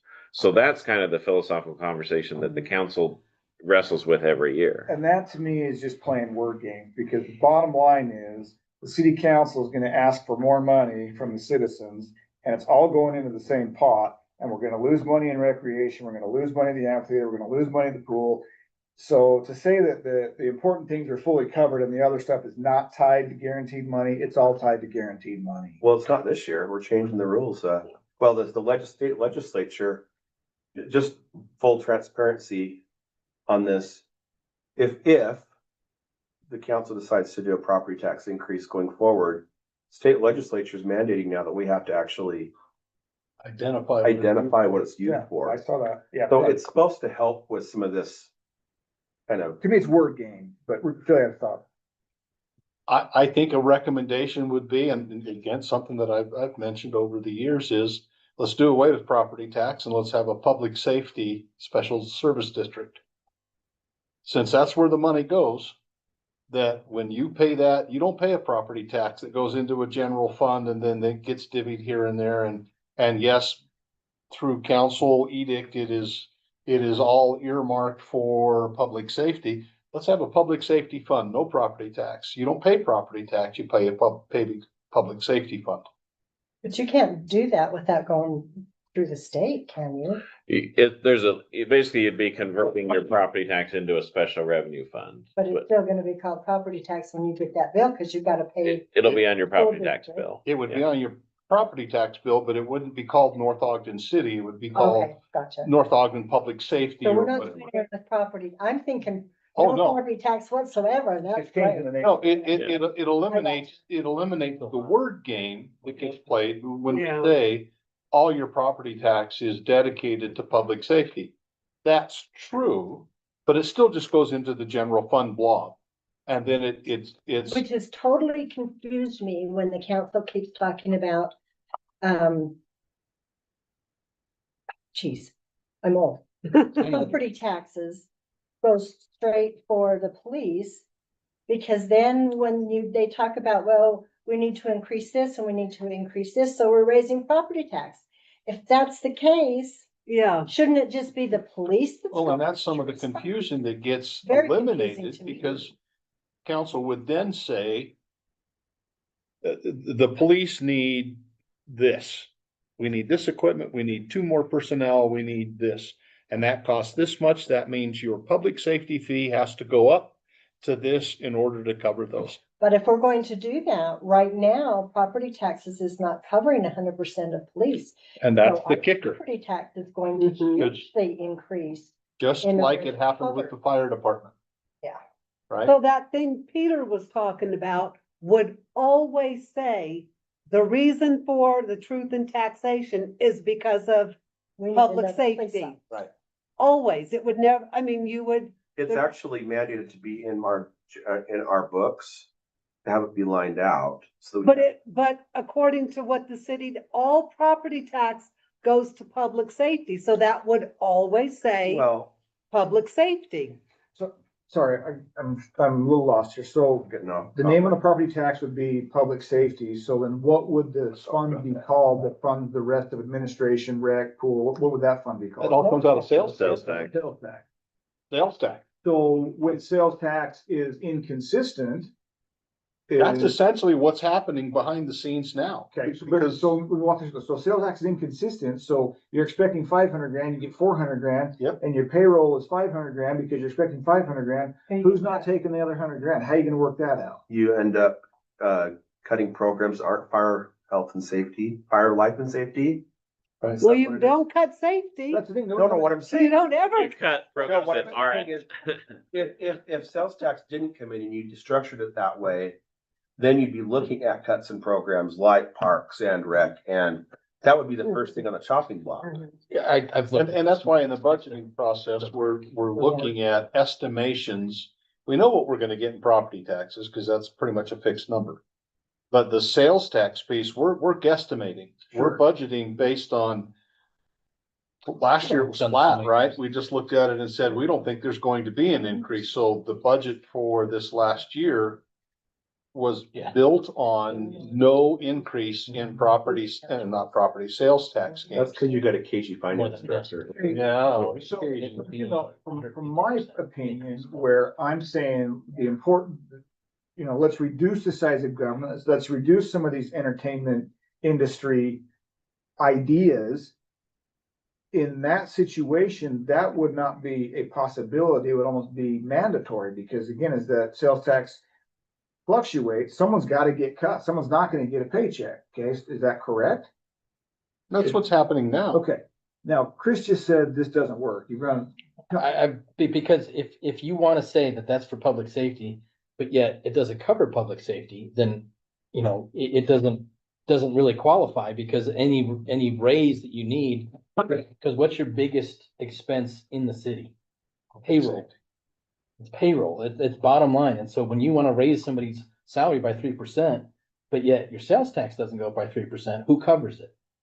So that's the whole thing about how property tax just goes to public safety, well, that's great, but it's only covers 60%. So what do you have to dump in more money, or raise your property tax up so it equals 100%. That's the only other way that you can make it happen, so that it actually makes And if you sense. think they complained about 9%. Yeah, well, so there's a hundred different ways to do it, but the problem is that when you need to raise something other than public safety to get to what you're saying, there's no avenue. None, zero. sorry, say that last sentence again? So if you need to raise, not public safety, which is your property tax, but you really need to raise something else to to pay your payroll, not police, but somebody else, there's no way for the council to go, I need to pay more. Currently. And we're at 5. So that I can't raise sales tax. But that would So the only thing I include can public control is fees It's about and 50%. property tax. That's it. 3.3. Everything else I can't control. But I think No, my 82. point is simply, 82 some of these people. entertainment areas 22 officers. shouldn't even No be in total. there. So Oh, another no, issue is not they- disagreeing, but if everything is equal and you say just change this tax to be something else besides property tax, it doesn't work. Well, Because there's only things the council can only control certain things. right, And if you need to raise something that's not public safety, then you can't do it. I've gotta take more time to understand all that. but we're- It's, Get Okay, hives. yeah, I'm getting hives. Okay, we're at an hour and a half. I'd like to wrap things up, but I do have a couple other things. What else? do we On need to know this category, real quick, Yeah. where does soccer land in all What? of this? They rent the fields from us. So as far as the revenue, is that on that email that you sent? That's part of that 70. That is part of the 70? And so. No. I think hold on. it falls under field rentals, which shows up in a Somewhere different else. spot. But they're only Where does it there go? Why isn't it recreation? because that's not. because it's not our recreation program. They're renting the parks. They're renting. They're renting the park, and okay, so, Yeah. okay, I got it, okay. But that's the main use of the parks, Where is that again? isn't it? Soccer uses the parks. There's more kids in the parks because of soccer than probably all the other stuff combined. So how much do we collect? About $10,000. That's it? 17. 17? Oh, is it 9 per season? Where's it at? Is that all combined, all the fields? Is that under miscellaneous revenue? Yes. And they just got raised. Long, and that's with an increase in what we charge them recently, It used to be, $1 per kid per year. yeah, it used to be much lower. It used to be like a quarter of that. So that was part of the overall, when we started looking at who's paying what, and they're like, holy crap, they're only paying this much. And so we brought them in and said, It's not ours. hey, can you, you know, because we're thinking about doing this. And most of it was looking at other places and saying, well, holy crap, they charge that per game. Over here, it's like nothing. So they said, yeah, we could probably do that. So we did some negotiating because you don't want to say nothing or make it so that you can't even So they be won't functional. Yeah. So, yeah, they figured it out. And I think the overall thing is if you can raise it every so often, that's the whole point, right? When was the last time we bumped it? 2 It was years just ago? a year or two. ago. Just last year, right? Yeah, spring, a year ago. Sorry. No, that's good. That's perfect. More questions, Mike? I want to make a comment to city council. I'm ready. So a while back, there was discussion when you decided you were doing the transportation utility fee. Mhm. And it was, how are we gonna let the residents know?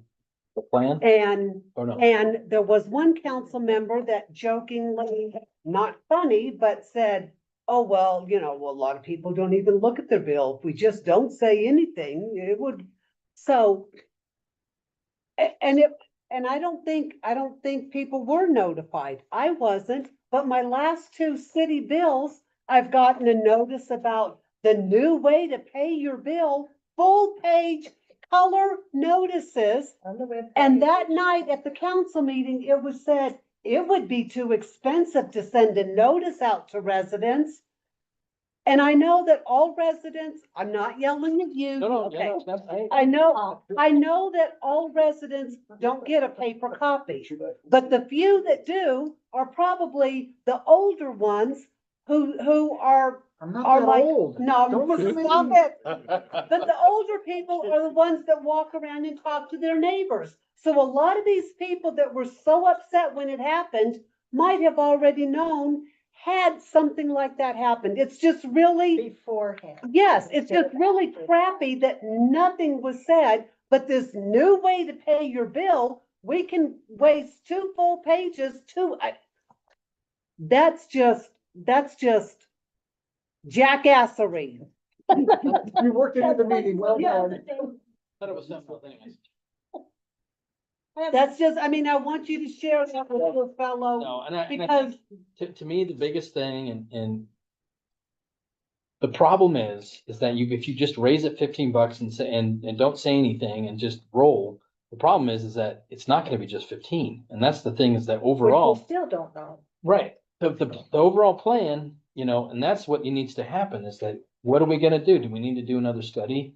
You know, to say, where are we since Are the you last raising one? every year? Because we need to have a plan. If you read through the study, it but says, now it's 15 and a Right. lot of them are shocked. They had no idea it was right. coming. That's. I can't change the facts. All I can do is, right, all I can change is the future. So Yeah, I argue that's. but you were there that night. I think that conversation happened when, oh, let's just not say anything. They'll take. I did. And I stood up and I said, how dare you do that? It's not funny to treat old people like that. Cause it's just not. You're getting there. So anyway, I think I've made my No, that- point. I agree. That's a good point. And I thought the same thing. I mean, we're here because we're the citizens. And that's a We valid want to point. know. If we can send out notice of how to change your payment, why can't we send out notice of a pretty hefty fee increase? And I agree with that, so. Yeah, I mean, and your point is that you need to accommodate others that do not look at social media every day for 15 hours. That's your point, and I agree. I'm lucky my boys have forced me to move, and I'm still not that great at a lot of stuff. But, you know, I've got a lot of my payments on automatic pay, but I still go in and I look to make sure, you know, Why did it go up 15 hours? Rocky Mountain didn't sneak an extra $15 in on me without letting me know in advance. I have one more That question. hasn't happened, I'll tell you that. Oh, sorry. And it- I'll yield the I'm floor. glad you're bringing Because I was gonna say, we still haven't gone through parks yet, and so Oh, maybe we should bring it back to parks, because I had Okay. a couple of questions. I have a question, and I'm not sure, recreation or parks, and it actually doesn't have anything to do with finances. But where we are starting water so late and ending it so soon, what are the stipulations gonna be on the playgrounds and the parks for sports and stuff? Is there gonna come a time when the grass is so bad that the city's gonna say Yeah. no more ball games? We kind of talked about that today. What, Oh, I'm sorry, I missed no, that's, that. no, it's okay. Cause we said that, cause the parks look spectacular right now. Yeah. But we said, let's come back in mid-July, and they're gonna look like crud. What's your thoughts on that, Dave? Because So I mean, that- we're just gonna watch it, just like the citizens have been asked to watch it. We know that we have an allotment of water. So we're gonna watch it very closely. You know, it might be certain zones will get turned on because that's where the ball fields are, and maybe some of the hillsides, you know, we might bring or take that water back. There's other things, wetting agents, they're called. What they do is they hold water. So we're gonna use those in the parks to try to minimize the amount of water we're putting out on the fields.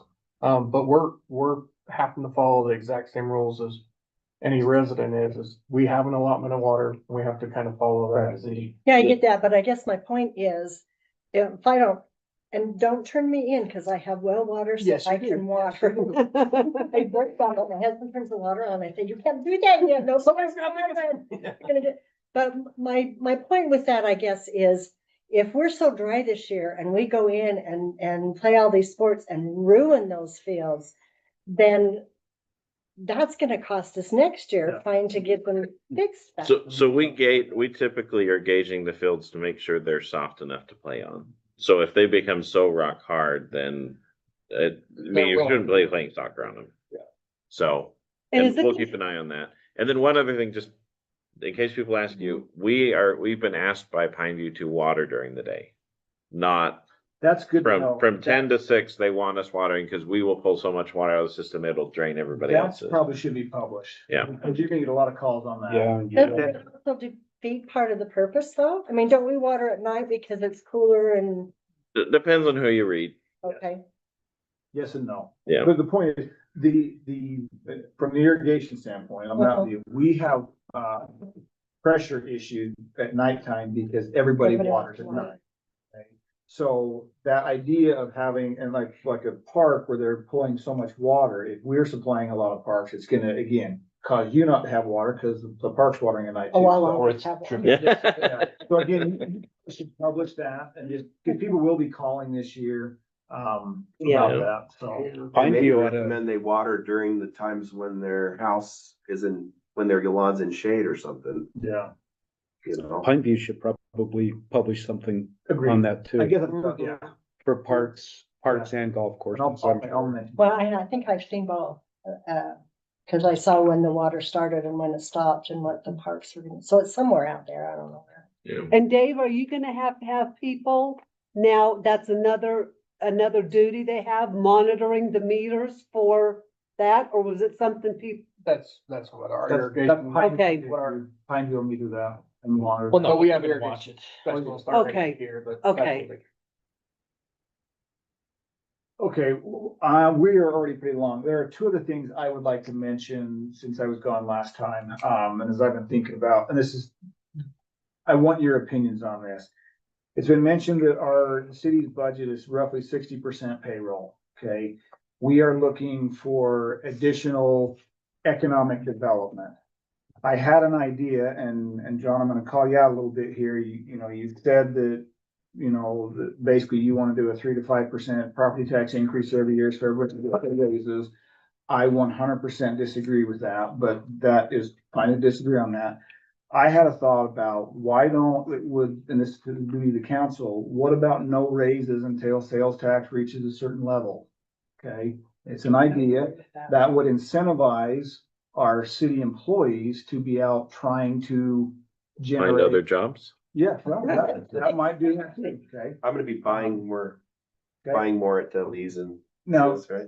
Here's another thought along that as well. I spent some time on the phone with the Weber County Economic Development Group.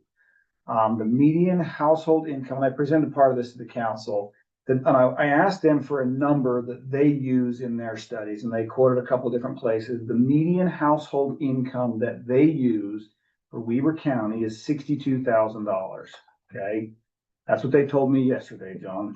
Meeting the household, not individual income, household income. That's low. Low. Okay, I thought the same thing, but that's, they could, I had written down somewhere else, it was like, I found one that said the household was 71, males were 65. But yesterday they told me the median household income number that they use is $62,000. Okay, so when it comes to raises for city employees, if an individual is already making, 100%, 200% of the median household income, could raise be 1% rather than 3%, meaning scale some of that a little bit. Now, John, your point is valid. It may chase employees out. I understand that, but it's a thought that, again, if someone's, sorry, John, call you out again. No, you're good. At 150 wage, if you're 2.5 times the median household income yourself, and we're gonna do a COLA increase, a cost of living increase of 3%, maybe we do 1% for someone at that level and 3% at somebody, say, at $40,000 wage. Simply an idea. I would like to get your thoughts from other members of the committee. and you're not gonna offend me by talking about this, like, totally fine, like, you're good, so. I have an opinion. Yes. And this is where my work history is very different than yours. We've always worked for a company. We've depended on that money. We have depended on that raise every year because groceries went up, everything else went up. I'm settled now because my kids are all raised. I'm raising a grandson, but, and He's little. He We're doesn't in- eat much. we're in retirement, so we're very fixed at this point. But through all the years, my husband only got a 1% raise. It killed us. It killed us for that next year because it didn't even raise the cost of living. And I'll tell you, and I know people live outside their means, okay? We retired the first time in our married life, we've bought a brand new car. We've always driven old cars, anywhere from 5 to 15 years old. I live in a 100-year-old house that I purchased from my mom that she gave us a 4% interest at the time, which was about half of what interest was. We are not, we do not outlive our means. We live with what we have. We've worked very hard not to work paycheck to paycheck. But when we had the kids at home, all we had extra to depend on was my husband's overtime. And if we didn't get that raise, we were hurting. And just like this year, my son, and he's not married and has no kids, his monthly insurance cost went from $20 to over $200 a month. And he's got to make up that money somehow also. So that's kind of my opinion on the raises. So do you think that the 1% raise for somebody, say, over $100,000 is not enough? And 3% for somebody at a wage of, say, $40,000 is not enough? I mean, my point is I simply, get what you're saying. some people are making a lot more than others. And on the Citizen Budget Committee, if we're trying to look out for us and our fellow taxpayers, somebody making more, in my opinion, doesn't need a 3% raise, but they might be relying on that, like you're saying. Okay, so I'm simply saying, is there a way that we could structure the pay increases to not just 3% across the board, to say, hey, you're already in the top percent of wage, so you get a 1%. Simply an idea. And that makes sense to me. I know at my husband's work, the percentage of the raise was not based on cost of living. A lot of it, I mean, they had a set amount. If you did really good by your full cost of living. Excuse me. But if your supervisor for some reason didn't like you, you didn't get a 3% raise. You only got 1 or 2. Yeah. That was how I guess morale at work was controlled, was through percentage of raise. I can see your point. Any other thoughts here, Phil? I understand where you're coming from. I disagree in the sense that the inflationary, which is typically what a COLA is, right? It's inflationary cost. Inflation doesn't distinguish, it doesn't discriminate based on what kind of job you have. So if you have somebody who's an unskilled ditch digger making $40,000 a year, and you have a physician with 16 years of post-secondary education, saying that the physician doesn't deserve a cost of living increase because their skill set is great. That's essentially what you're saying is those with the greater skill set that the market, because we live in a free market economy, the market says you're worth more. Your skill set is worth this. Saying to that person, we're not going to give you a raise. Not what I said. Well, that is what you're saying though, because those that are making more.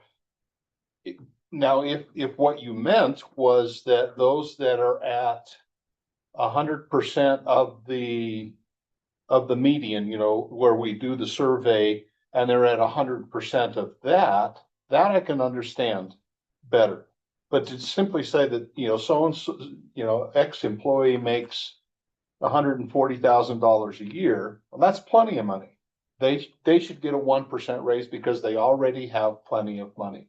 The guy making $40,000 a year, whose job frankly could be filled by a monkey with a wrench. I'm gonna take some offense here. No, but you understand what I'm I saying? do, I I do. mean, there's a brain surgeon and there's a certified nursing assistant. Saying that their skill sets are the same, or that because the CNA doesn't make as much as the brain surgeon, that the CNA should get more of a raise percentage wise than the brain surgeon does. It sets up a class system. I don't like that. It's when, as a, with the company that I'm with, everybody gets the same COLA. Doesn't matter. There are those of us that are the higher paid employees, and there are, we have techs that are making, 16, 17, 18 bucks an hour, brand new techs. Everybody gets the same increase. Those that have an hourly on salary, so I don't ever get an increase. Boy, I'll tell you, and we have fought for years, more than a decade, to stem the tide of and the associated cost of losing employees. We go down this path and and that floodgate opens again. We're in a much different labor market. I don't think that we recover from that. Yeah. We end up again at the bottom of the barrel, employee wise. We save 1% or 2% here and there. But you have a water 3 guy that says, you know what? You're not going to give me 3%. I'm out of here. I'm going somewhere else. Now, all of a sudden, we don't have a water 3 guy. We don't have a certified individual. And the public's at risk because he's the guy monitoring the chlorine that comes into our drinking water and those kinds of things. It doesn't sit right with me. That's my personal feeling. If I can give you a comparison of value, and that's strictly a judgment thing. Sure. I have a son who has a PhD, teaches at a university. Yeah. I have a son who is a journeyman electrician. Mm-hmm. My journeyman electrician makes twice what Absolutely. my educator makes. Absolutely. Why is one more valuable than the other one? Well, and He went to a whole lot more school. probably the issue that I'm having, and maybe not describing very well, is to say that your salary, whatever it is you're making in a given year, determines whether or not you get a raise. Yeah. Right? Your son that's the PhD and is teaching, right? Your son that's the electrician. Just because he's making more doesn't mean we go, okay, you don't get a raise, you do. That comparison. Yeah. It's socialistic. Because inflation hit both of them. Right. Yeah. Rocky Mountain Power bill, if this one's regular bill was 200, it went up 20. If this was 100, it went up 10. Yeah. It's the same, It just, yeah. I think it's difficult to implement. It'll create Very hard feelings. in the workforce, word's gonna get around. Oh, definitely. These employees who are our longest tenured, highest paid, highest certified, highest qualified, whatever you wanna call them. You all are getting 0.5% this year. And those of you that haven't worked as hard, haven't worked as long, haven't gone through the education to really make yourself more valuable to the residents, you're gonna get more. And the morale that, and this is just my guessing, but the morale that would cause, I think we'd be back where we were in 2014, 2015 when I started in morale. We were losing 30% of our workforce every year. It was horrible. And then training the people you hired is to replace them would eat up any bit of what you saved, because they'd all, I mean, even, look at Ryan,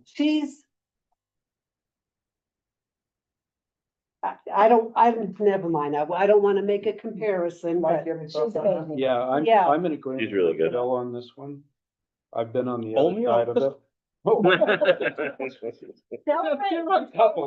couple of them. I've been on the other side of it where you lose employees, like what Phil's describing, and that cost is far greater than what you would experience paying them that 3% raise. Do you, okay. So my perspective, I've never had a COLA, okay, I've always been self-employed, so But that's, but you can And go that's- out and find more business. so can anybody else. No, no, Yes. I don't think Yes, all yes. city of, John started a side business. He's going out finding other sources of revenue, just like I would have to do. Anybody can do. okay, So but it's not in his job. Not every city employee could, Just It will- babysitting or something. The majority of our city employees have second jobs. I mean, majority of Dave's guys, I think majority of our police officers are moonlighting and. I think if we're looking at it and saying that salaries and wages is a place where we can certainly cut, I think the first thing we do is we look at the expendable hours, the hours that aren't necessary. And we start in the wintertime with overtime snow plowing. You know what, folks, when it snows, we will plow the 6 mains, right? 1700, 2100, 2600, 3100, 450 east, Pleasant View Drive. 1050, maybe Pleasant View Drive and Alberta, Can they come out of it? right? And that's it. All the other streets, they will get plowed between 8 AM, our normal working hours, 8 AM and 5 PM. We will get you within a quarter of a mile of your home. And that's all we're gonna guarantee, because we're not going to pay overtime. And some of these guys, you know, you think, well, 4 years ago when we had that record breaking winter. I mean, we had guys, making double time plus. Because of the number of hours that they've been working. Let's eliminate that. That's thousands and thousands of dollars. And we're saying to the residents, if you want those services, you're pay to play. If you want those services at 2 o'clock in the morning, then you're gonna have to pay, and we're gonna up the cost. Otherwise, we plow between 8 AM and 5 PM. You see it on county roads and state roads all the time. You know, this road is not maintained during nighttime hours, period. We're not sending anybody out there. We're out there 8 to 5. I think we look at those opportunities before we start, in my words, punishing the entire workforce. We look at those opportunities and say, how much in overtime could we just simply say, this year, because of the budget, there is no overtime pay for anything, period. Except plowing those 6 mains, except a major water line break, you know, those kinds of things. There's just no overtime. That's Chris. I'm just gonna give you one other thought to think about, is the fact that, in my opinion, I would go the other direction, meaning what should we be paying employees? And I think that's sort of where we're headed, is that should it be below the 50th percentile, or should it be, you know, what do you want to pick? So instead of saying we need to chop everything, say, well, if we're here, really, maybe we should think about 40%, you know, and maybe whatever. I mean, I guess that would be the question, because if you just want to randomly say cut or not have raises, then have a different bogey. because that's the only way that you can control it across the board. But, you know, in my opinion, I think Phil's correct. If you start playing with numbers that you have finally a place where you're keeping employees and not resurrecting constant in and out and adding to your overall budget based on the fact of having to retrain and not just retrain, but find, interview, retrain, and then you lose that person again, you're not, it's an in. And the fact that, you know, we finally, I'll say won, but we're surviving the cop war, wage war, and that's still raging. I mean, my son is part of it, and he's like, you know, he's constantly not flipping, but deciding whether, UHP just offered $10 more an hour. Really? Oh, yeah, there's I thought it had calmed down, but. No. no, Okay, it's still going. But okay. so my point is not necessarily talking about reducing things or cutting away, but just where's the policy at right now? And should we shift it down to save money? Just a thought. Okay, we're budget committee, and this is, salary. As I've sat here for the last 4 years and watched this, I have seen Dave take on his original job plus 2 more jobs. I have seen Justin take on added job. When does there come a point when you are giving one employee too much responsibility that they cannot confidently fulfill their job? And Dave, did you get this is personal, you don't have to answer, but when you took on this assistant job, did you get any kind of a good compensation for taking on that extra? I'm, yes. Well, then I'm gonna take that as a yes, that you got. Because my husband did that several times until he did get to the point where he retired early because he was not able to accomplish everything that they had given to him without giving any kind of a pay raise. I think that is also something that needs to be considered. We don't want to overwork our people. And we try to find that fine line, right? Like, because if we do hire another person to be the public works director and maybe the assistant, now that's benefit salary, and so we are constantly working at trying to find where that fine line is. But if we're building out at 40,000 people, your staff right now cannot do that. No, There's going to have to be some hiring. Right. Hopefully there will be more income because we build out, but I think salary is a hard one. One last thought that I had, it ties in with Sandy's gentle reminder that we need to do a better job of communicating things like a transportation utility fee. I think we don't do a good job, and this would be a recommendation that I think we should make to council, of promoting and celebrating the wins that we do have in place, right? We have, instead of a city manager and a city attorney, we have one person doing both jobs, right? There's a monster savings there, money-wise. Public Works Director, and with the double duty that he's doing, the double duty that Justin is doing, the individuals, leaders that we have that are double dipping in their responsibilities without being double paid. If we were to simply break those 4 or 5 individuals out and when we get to a 40,000 build out, they're going to have to be separate positions. We're looking at another $600,000-$700,000 a year just to fill necessary positions that right now we save that annually because we have individuals who are capable enough and also willing to put in the work to do that, to do double responsibility. I don't think we market that to our residents very well when we do the truth in taxation. Yeah. I'd love to see a slide that says, you know what, in a normal city our size, we would have a city attorney, a city manager, a public works director, an assistant public works director, of this, of that. We would have a planning director. We would have an economic development director. Those would be different individuals. And here's what the costs would be in a city our size right now, around 22,000 people. We get by doing this. We have one person that does this, and this is the annual savings. Every year, it's close to $750,000 in salary and benefits that we're saving without losing the work being done. It's getting done.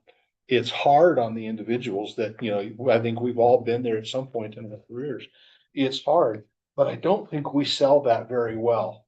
To show individuals, we really are, and when I say we, I mean the committee, we really do recognize that there are some savings back there. We don't let people know very well. So follow Sandy's plea that we do a better job of, especially if we do go to truth and taxation again this year, that we do a better job of, these are the places that you could call them cuts, whatever they are. These are positions that we are not filling and that we are having people doubled up on so that we can save you $600,000-700,000 a year. Let me end that, since I swatted that hornet's nest. Appreciate your insights again. I come from a background of small business. The part of the reason I am not currently employed is because I wore too many hats. The idea that you can wear too many hats, it is real. Because I was the accountant, I was the manager, I was the labor, I get it, okay? It's good to hear your background, your opinions. And John, we appreciate what you do. Dave, Peter, appreciate that. I feel like the responsibility from you guys, appreciate that. So, I did not in any way mean for that to come across as not do raises. I don't know if it was, do less of a raise, 2% at the top end versus 3%. But again, that was simply an idea that I had based on some other research I've done. I appreciate the feedback on that. But yeah, I appreciate your feedback. Great conversation. We're 2 hours in. Let's wrap it up. The next meeting will be in 2 weeks. Is that correct? And then do we still want to try and come back? No, because we're not having a meeting on April 29th. It goes to the first week of May, Is that right? what it was? I think. I don't know what it was. Like, if I don't have a conflict beginning of May. I have it. No, I don't. When's our next meeting? I guess I should just simplify it. But it's so that the council is likely going to see the tentative budget on the 5th of May. Okay. And so the 6th would be the first Wednesday of the month. But we do. On the calendar, we don't have one scheduled. Yeah, I don't for the have it on the 29th. 6th. That's the 5th Wednesday. That's why we didn't do it on the Right. 29th, but And part of the council schedule's been a little messed up by the legislature this year with their hearings and stuff. So I guess when do we want to meet again? What do we want to do? We didn't get to Parks and Rec, but we did get out and see them and they I look don't- great. Do we I don't have any problem meeting on the 9th. 29th? I don't either. I don't. Well, I actually have it on the 29th still, so I'm okay with that. But that again, that was the That's up third. to staff. I think it'd be good because The 6th was the next I have on my, Yeah. I mean, You're wanting to do- Yeah, I don't want You to. want to do the 29th then? I do. Okay, let's. well, and the reason that might be good is because we need to present a tentative budget. We're already gonna have it out for public view before that. But we've got to do some sort of housekeeping on sort of tying a bow on it, if that makes sense. We got to talk about admin. Going back to your admin transfers, we were gonna show that schedule, and honestly, once I give you the sheet that shows how it all works, it might just be, you might be satisfied and be like, okay, this makes sense.